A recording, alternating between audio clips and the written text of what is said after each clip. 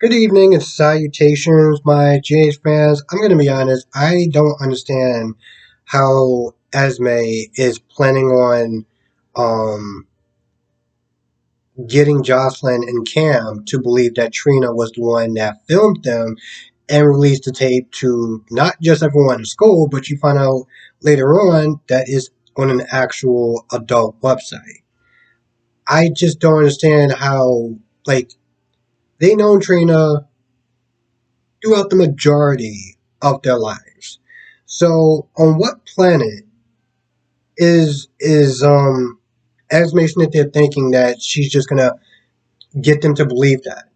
Hell, later on in the episode, she goes to Spencer and she's like, "Oh, Trina was the one that released the tape of Cam and Jocelyn sleeping together." And even Spencer, who hasn't known Trina that long, was like, "That's not the Trina that I would know. That's not the Trina I know." And of course, Esme's like, "Oh, no one really knows her." I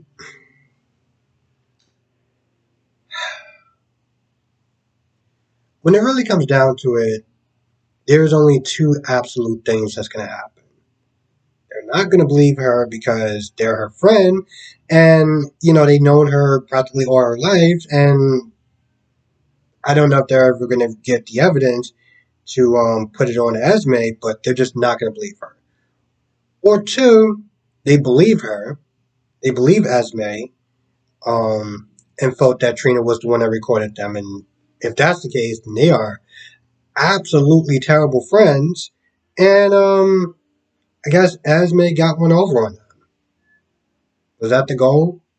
Because I'm pretty sure it has to be more than just you know getting their friendship to just break apart. I'm pretty sure it has to be more than that. I mean, hell, even when Nell came to town, she had a specific goal. Um, when Kiefer's sister um started working with Alexis and manipulating her and stuff like that, she had a certain goal. What is Esme's goal? That's really my question.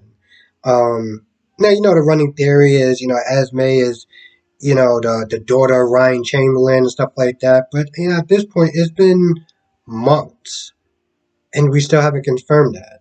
And yeah, towards the end of the episode, she does walk up to Ryan and she's all like, "Oh, I can get you something. I can get somebody to get you something or whatever." And Ryan speaks for the first time, pretty much into saying, "What the hell are you doing? Or what are you doing here?" I can't remember exactly what it was, but he did speak. So, um, is he going to get out the wheelchair and start killing people again? Like, is that the plan? What are you going to do about the whole fake hand thing? I'm going to be honest. I felt like when um, it was kind of the way they did this whole fake hand thing, I just don't understand how that's going to work out in a long run. And I feel like they're going to actually start using props and different things. I mean, let's be honest. It's not like they're going to get real gruesome on a soap opera. So what are they going to sit there and do? I just feel like the whole him cutting his hand off was kind of extreme. Like maybe a finger, but a whole hand.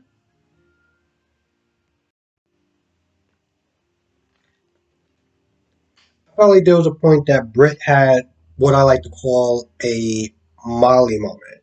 So Maxie was sitting there asking Britt, are you dating anyone? You're interested in seeing anyone? And that's pretty much all she did was ask, are you seeing anyone? Or are you thinking about seeing anyone or anything like that? And then Britt went on this damn near 2 minute tirade of how it's Women's Day, we're trailblazers, this, that, and the third, and all this other stuff that had nothing to do with the original question. And I sat there and I was like, Britt, what the hell is wrong with you? And to be honest, I'm not gonna lie, this whole, well, let's be honest, overly feminist stance on the idea of dating didn't really seem like her. I mean, I felt like she just would have answered it directly. I don't understand. It's almost like they felt the need because today is, Women's Day or Women's History or whatever, that they just had to find a way to shoehorn that in there some way. So which is the reason why she just went off on a whole tangent. I'm like, one, this doesn't seem like you, and two, seriously, like really? And I felt like it was over the top. Um, and of course, you talk about Austin and everything like that, and how she's gonna start to date him, sort of date him. Um, Nothing serious because she's busy doing like a million things, and um, well, she has children also, so it's kind of a lot to then be dealing with a lot of other things. Towards the end of the episode, Britt did get a package from Peter. Apparently, Peter named Britt as um like her, like a state or whatever, and I was just like, really? Because he would sit there and think that he would have put Maxie as like a benefactor or whatever. So I just didn't really understand why they chose Britt for it. And of course, they had to sit there and remind us of how Austin messed up, and there was very little to no chance of, him going out with Maxie. And once again, I just kind of roll my eyes. I'm just like, we're still on this, right? We're still on this BS train, right? This is okay. Sure. I'm gonna be honest. Does anyone actually care about this whole Nicholas and Spencer thing? The reason why I sit there and say that is because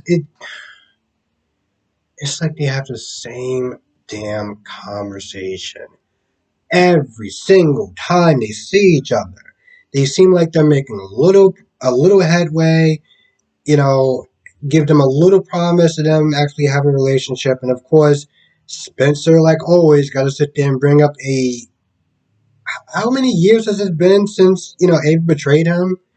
Which I didn't really feel like it was that much of a betrayal in the first place. But how many years has it been since, Ava allegedly betrayed him? And yet he still keeps coming back to the same thing. Nicholas is like, I want a relationship with you. And Spencer's like, well, what about Ava? Bro, you are a grown ass man and you are literally acting like a man child at this point. You're literally becoming a man child. Congratulations. I didn't think I was going to sit there and give that title again. I really didn't. I thought the last time I was going to give that title was to a character named Philip on Days. And he kind of stepped away from that into a completely different mess, but that is for another review. My point is, he keeps to say, what about Ava? How's Ava going to sit there and fit into our family? I don't like Ava. Blah, blah, blah, blah, blah. It's the same damn thing. And I get it. Soap operas, you know, a lot of time they do tend to be redundant in certain areas, but this is one of those things where it's like, I feel like I'm not the only person that just kind of rolls his eyes the minute that he talks about Ava, or Ava did this and Ava did that. I was like, bro, it was literally years ago. Like, I don't know how many years ago. I felt like it was more than 10 years ago. Because the last time that, Ava, quote unquote, betrayed him um, was after Ava's face got burned. Which is ironic because Spencer's face got burned, and you would think that he would understand that more than anyone, but for some odd reason, they are choosing the man child route, and this is the way that they think is best to handle his character for some odd reason. So, yeah. Um, Now, Victor tells Ava, I think you should sit there and hold off on the celebration or whatever, of renewing their vows.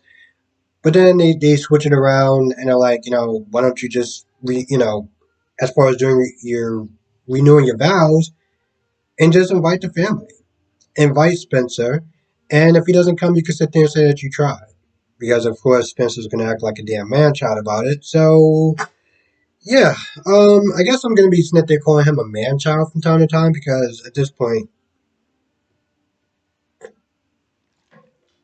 he's acting like it. And of course Nicholas comes in and more or less kind of agrees. Now, Laura, Drew, and Sam was sitting there talking about how to take down Victor. Laura's like, oh, we can't sit there and let anyone else in on it. Let's kind of just keep it down to a minimum.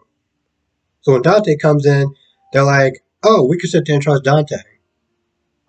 Yeah, that's cool, but what happened to the 2 minute conversation about Laura Smith there saying that we shouldn't be letting any more people in? Yeah, I guess that just kind of flew out the window, right? So Laura leaves, and he devised this plan to um, have Peter. Well, the plan is for Victor to find the tarot card in Peter's personal belongings. So they're thinking it's going to be, or his personal effects and stuff like that is going to go towards Maxie. And then they find out that it's not going towards Maxie. I don't know who they felt that it was going towards, but they knew it was going towards Maxie. So the plan is to get Victor to get the fake card and activate him or fake activate him. I don't know exactly how it's that gonna work. Because Victor wants whatever is inside Drew's head, and of course they ain't getting access to that. But Victor doesn't know that, so they're gonna spring a trap to what end. I have no idea. It's that maybe because I'm not 100% feeling better. That I don't understand what the end goal is. Well, not the end goal, but how is trapping. Well, how is getting Victor to fall for a trap of getting the card and activating. Um, Never mind. I just pretty much answered my own question. I pretty much just kind of answered my own question. Actually, no, I really didn't. What? Okay, and I'm not doing this again. What? So what the plan is? He's gonna sit there and give him a card. I mean, he's gonna take the card to Drew and be like, "Oh, you're activated," and Drew's gonna sit there and pretend to be act like he's under Victor's control. But Victor doesn't know what the information is, so it's not like Drew or anyone else could sit there and get the information out. So I don't really understand what are they gonna trap him on? Again, I know that I'm not feeling 100% well, but I'm still kind of lost about this whole plan.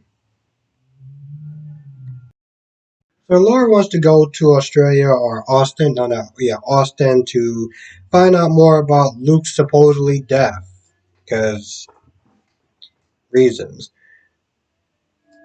I think at this point everyone already knows how I feel about this whole Luke being dead thing. So let's just kind of move on for that. So she wants to go to Austin, but she's not going to go yet because she wants to see this whole plan with Victor kind of fall into place.